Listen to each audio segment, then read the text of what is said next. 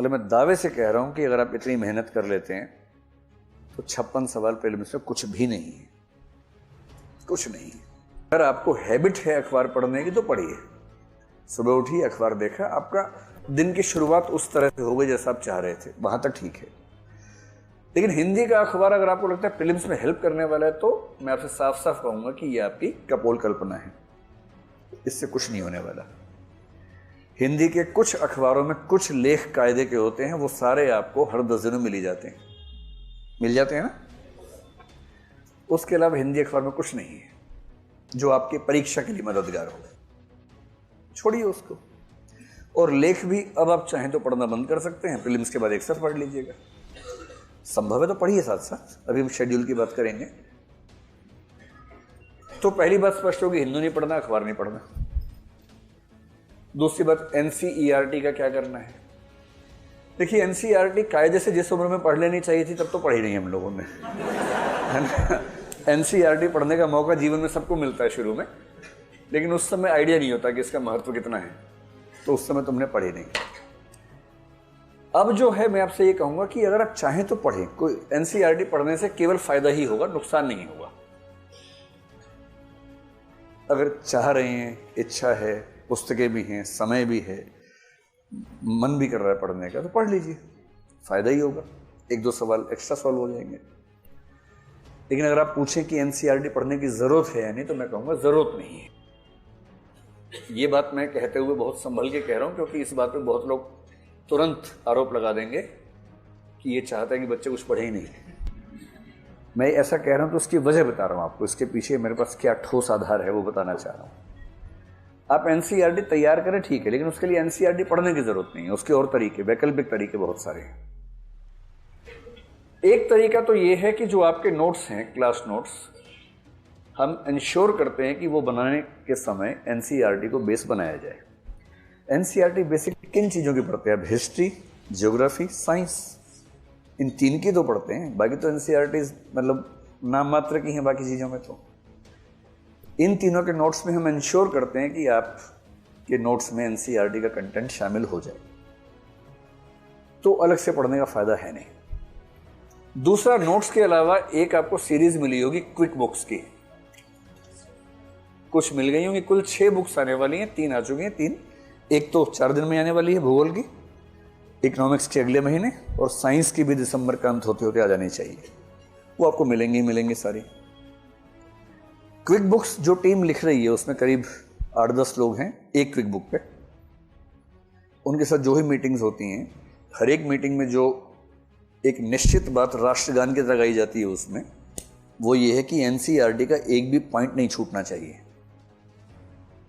और quick books में इस बात को इंश्योर किया गया है कि एनसीईआरटी बिल्कुल ना छूटे, एक वाक्य भी ना छूटे। फिर भी एक तीसरा उपाय बताता हूं आपको। दृष्टि की वेबसाइट में 7-8 टैब्स ऐसी हैं जो आपको देखनी चाहिए। मैं अंत में इस पर आऊंगा, अभी संकेत कर रहा हूं। अगर आप दृष्टि की वेबसाइट में हिंदी वाले हिस्से पर जाएंगे तो उसमें एक टैब आपको नजर आएगा जिसका नाम है एनसीईआरटी। कभी इस पर जाइए, इसको क्लिक कीजिए, बड़ा मजा आएगा आपको क्लिक करने पर। जैसे ही आप क्लिक करेंगे, किया क्या है, करीब 8-10 लोगों की टीम ने इस पर 3-4 महीने काम किया, और अब करीब 15 दिन का काम बचा हुआ सिर्फ इनका। उनका टारगेट है कि 30 नवंबर तक काम खत्म हो जाएगा। आप जैसे ही एनसीईआरटी के अंदर जाएंगे, सारे सब्जेक्ट्स के नाम लिखे होंगे, हिस्ट्री, ज्योग्राफी, वो सब लिखा होगा, सामने क्लास के नंबर लिखे होंगे। जैसे हिस्ट्री क्लास 6, 7, 8, 9, 10, 11 ओल्ड, 11 न्यू, 12 ऐसे लिखा हुआ। अब आपको मतलब जो मैं कहना चाह रहा हूँ, क्विक बुक या पहले क्लास नोट्स पढ़ लीजिए अच्छे तरीके से। क्लास आपने की भी है, खुद लिखा भी है, पढ़ा भी है, समझा भी है। जब भी आपको हिस्ट्री रिवाइज करनी है, मेरी सलाह ये है, 2 में से एक तरीका, क्लास नोट्स को रिवाइज कीजिए, और उसके बाद उस विषय पर यदि क्विक बुक आपके पास है तो तेजी से उसको पढ़िए टॉपिक वाइज। एक टॉपिक क्लास नोट से पढ़ा, फिर उस किताब को पढ़ा। उस किताब में शायद 8-10 पॉइंट्स आपको ऐसे मिले जो क्लास के डिस्कशन में मिस हो गए होंगे, उनको अंडरलाइन कर लीजिए केवल। अब टॉपिक तैयार है आपका, आपको केवल चेक करना है कि ऐसा तो नहीं कि एनसीईआरटी मिस हो गई हो आपसे। तो उसके बाद जब हिस्ट्री पूरा हो जाए आपका, तब एनसीईआरटी वाली टैब खोल लीजिए। क्लास 6 को जैसे क्लिक करेंगे, जितने चैप्टर्स हैं उस बुक में उन सबके नाम आ जाएंगे, और ब्रैकेट में क्वेश्चन नंबर लिखा होगा। इसमें 8 क्वेश्चन हैं, इसमें 12 क्वेश्चन हैं। एक पे टिक कीजिए, क्लिक कीजिए। 6ठी क्लास की एनसीईआरटी के चैप्टर 1 के सारे क्वेश्चंस आपके सामने हैं। आपने क्वेश्चन पढ़ा, नीचे 4 ऑप्शंस दिए हुए हैं। आपने मन में सोचा सी होना चाहिए, फिर सामने लिखा हुआ है उत्तर व व्याख्या। उस पर जैसे क्लिक करेंगे उसका सही आंसर और वो आंसर क्यों है उसकी व्याख्या दे रखी है। जिस दिन आपका एक सेगमेंट तैयार हो जाए, जल्दबाजी मत कीजिए, सबसे पहले क्लास नोट्स को ध्यान से रिवाइज कीजिए। नंबर 1 वो संविधान है आपके लिए। उसके बाद अगर उस विषय पर क्विक बुक है, जो कि सभी पे है ही, कहने की बात नहीं, केवल कल्चर पे नहीं है, कल्चर पे अलग से किताब है ही आपके पास। क्लास नोट्स के बाद क्विक बुक को पढ़िए इस तरह से कि अगर कोई अलग पॉइंट है तो वो पता लग जाए, और जब उसको पढ़ेंगे तो उससे रिवाइज हो ही जाएगी पूरी की पूरी चीज। कंटेंट रिवाइज हो गया, नए पॉइंट्स आपके सामने आ जाए। क्विक बुक में केवल नए पॉइंट्स को अंडरलाइन कर लीजिए। मैं ये एज्यूम कर रहा हूं कि नोट्स पहले आप अंडरलाइन करके रखेंगे, नंबर 2 पे क्विक बुक पढ़ेंगे। जब नोट्स प्लस क्विक बुक कर लिया आपने, उसके बाद 2 काम करने हैं और दोनों वेबसाइट पे करने हैं। सबसे पहला एनसीईआरटी में उस सब्जेक्ट की जितनी भी क्लासेस है उन सबके सभी चैप्टर्स को एक बार पढ़िए, सारे प्रश्न सॉल्व कर लीजिए। उसके बाद एनसीईआरटी में कुछ नहीं बचता है, क्योंकि एनसीईआरटी पढ़ी, याद हुई नहीं हुई, ये भी तो देखना है ना।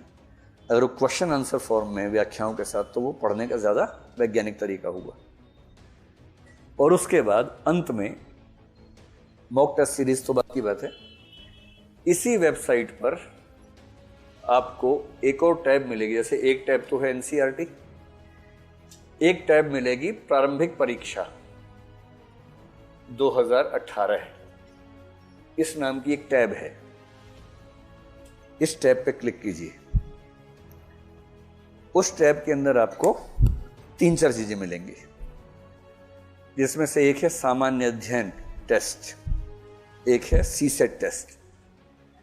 सामान्य अध्ययन में हमारी टीम ने क्या किया है, जैसे कल्पना करते हैं भूगोल है, भूगोल में एनसीईआरटी टेस्ट करना है तो एनसीईआरटी की टैब में चले गए, वहां आपने कर लिया।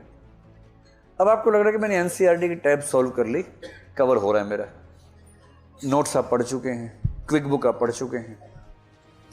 अब आपका मन कर रहा है थोड़ा सा और टटोलूं अपने आप को कि मैं एकदम तैयार हूं या नहीं।